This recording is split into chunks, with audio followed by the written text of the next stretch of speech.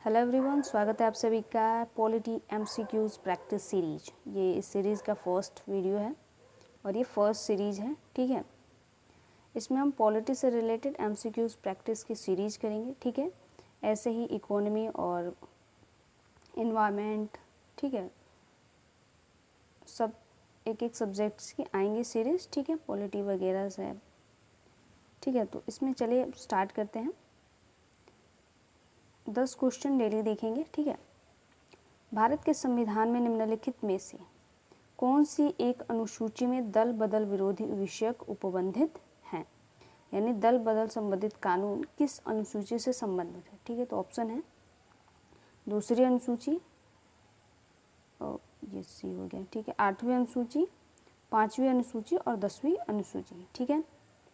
तो चलिए बताइए कि भारत के संविधान में निम्नलिखित में से कौन सी एक अनुसूची में दल बदल विरोधी संबंधित कानून या विषयक उपबंधित हैं? तो 10वीं अनुसूची में दल बदल विरोधी संबंधित कानून है। दूसरी अनुसूची क्या है? तो दूसरी अनुसूची वेतन भत्ते से संबंधित है, ठीक है।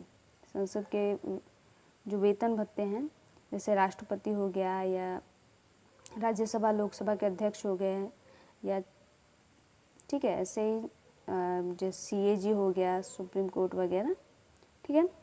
तो दूसरी अनुसूची वेतन भत्ते। 8वीं अनुसूची किससे संबंधित है? भाषा से संबंधित है। 5वीं अनुसूची जनजातियों से संबंधित है, ठीक है।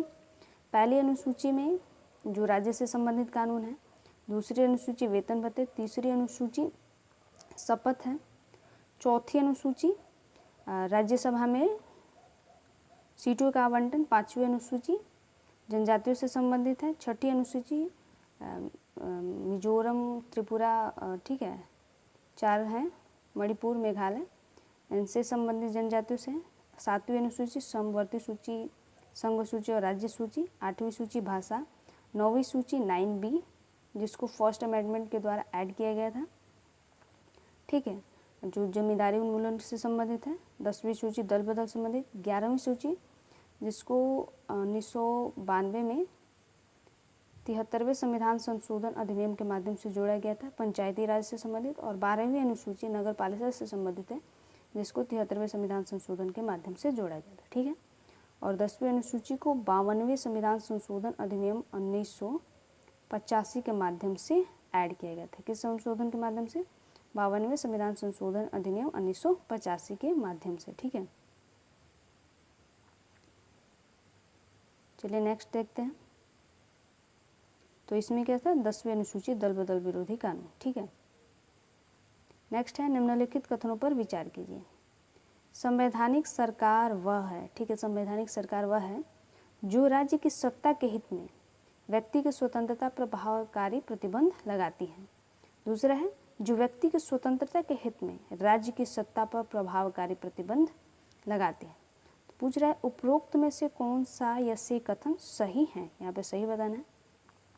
तो ऑप्शन है केवल एक, बी है केवल दो, सी है एक और दो दोनों, डी है न तो एक न तो दो, ठीक है। तो संवैधानिक सरकार क्या होती है? वो सरकार होती है, संवैधानिक का मतलब होता है जो रूल्स रेगुलेशन से चले, ठीक है, रूल्स रेगुलेशन से चले, नियमों से चले, ठीक है, संविधान से चले।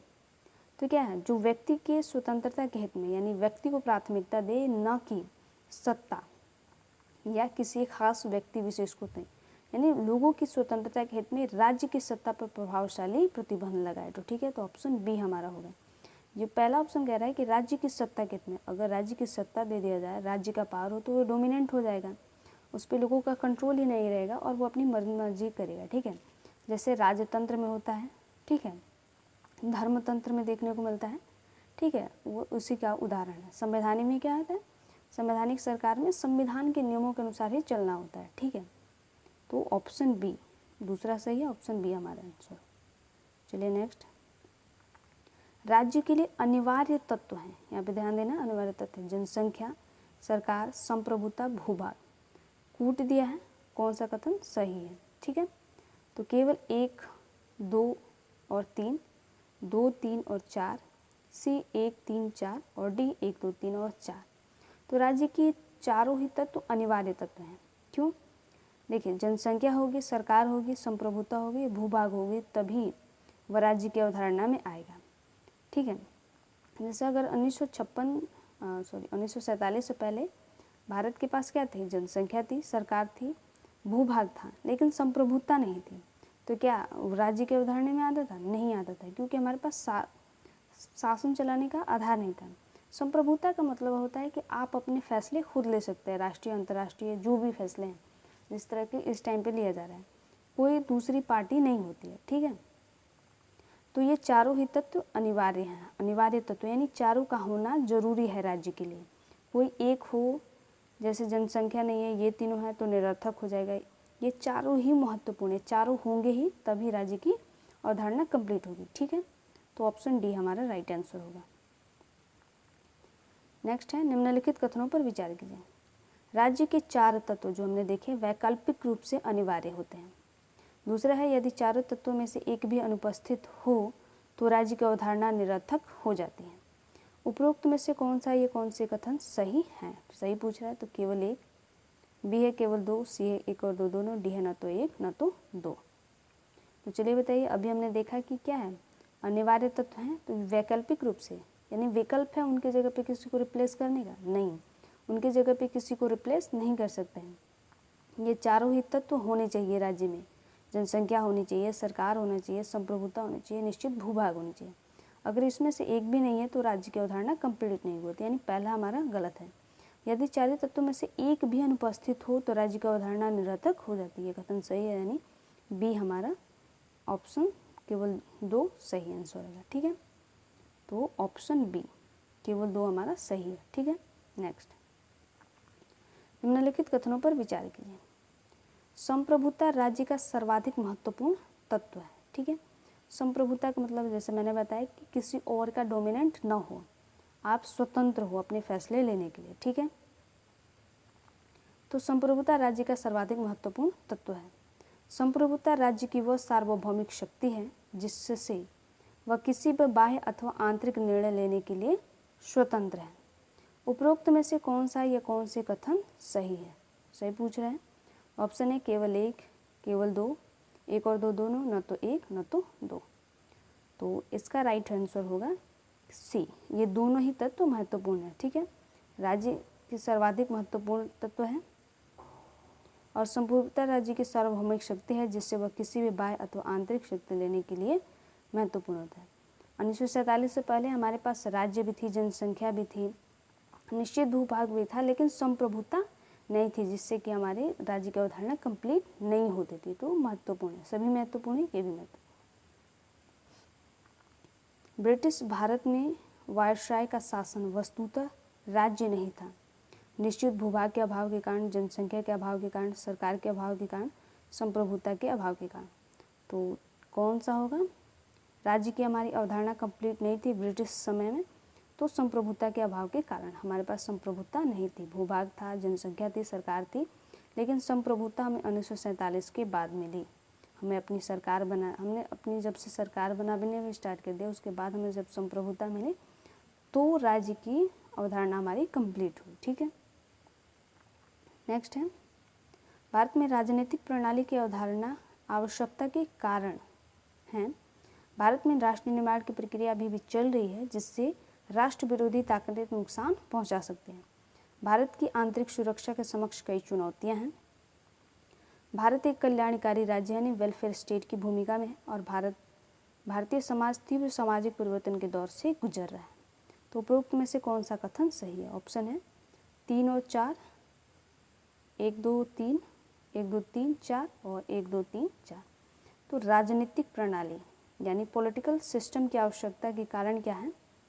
तो ये सभी कारण हैं, यानी डी ऑप्शन होगा। हमारे अभी राष्ट्र निर्माण की प्रक्रिया चल रही है, आए दिन विरोध भी होते रहते हैं, ठीक है। राष्ट्र विरोधी, आतंकवाद और आंतरिक सुरक्षा तो है ही है। हम कल्याणकारी राज्य की भूमिका में हैं, ठीक है। और समाज में हमारी सामाजिक विविधता बहुत ज़्यादा है, तो हमेशा परिवर्तन के दौर से गुजर रही है, यानी एक पॉलिटिकल सिस्टम हमारे पास चाहिए। तो ये चारों ही तत्व महत्वपूर्ण है, तो ये सही कथन है ऑप्शन डी। निम्नलिखित कथनों पर विचार कीजिए। राज्य से अभिप्राय किसी समाज की राजनीतिक संरचना यानी पॉलिटिकल स्ट्रक्चर से है। राज्य एक अमूर्त यानी एब्स्ट्रैक्ट अवधारणा है सरकार राज्य की मूर्त व व्यवहारिक अभिव्यक्ति है। उपरोक्त में से कौन सा कथन सही है?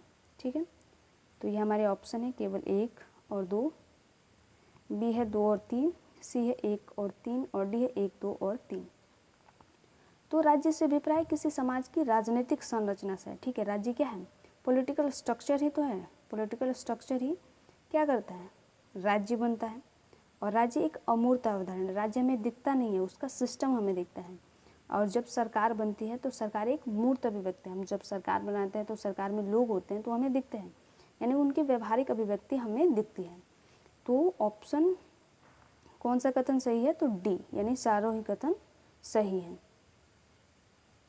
नेक्स्ट, निम्नलिखित में से किस देश में प्रत्यक्ष लोकतंत्र का उदाहरण पाया जाता है? प्रत्यक्ष लोकतंत्र का मतलब होता है कि जहां आप कोई व्यक्ति को आपने चुना और उसको हटा भी सकते हैं। ठीक है, जनता खुद हटा देगी। ठीक है, तो अमेरिका में है, भारत में है, ब्रिटेन में है, स्विट्जरलैंड में है। ठीक है, तो ऐसी प्रत्यक्ष लोकतंत्र की अवधारणा स्विट्जरलैंड में पाई जाती है, हमारे यहाँ पे नहीं है। ठीक है, हम अप्रत्यक्ष लोकतंत्र हैं, हम अपने प्रतिनिधि का चुनाव स्वयं नहीं करते हैं। ठीक है, निम्नलिखित में सरकार के अंग के रूप में जाने जाते हैं न्यायपालिका, कार्यपालिका, विधायिका। कौन सा कोड सही है? तो केवल 1 और 2, 2 और 3, 1 और 3 और 1, 2 और 3। तो ये तीनों ही ऑप्शन सही है, यानी ऑप्शन डी, सरकार के अंग के रूप में जाने जाते हैं न्यायपालिका, कार्यपालिका और विधायिका। ठीक है, सो आज के लिए इतना ही। Thank you.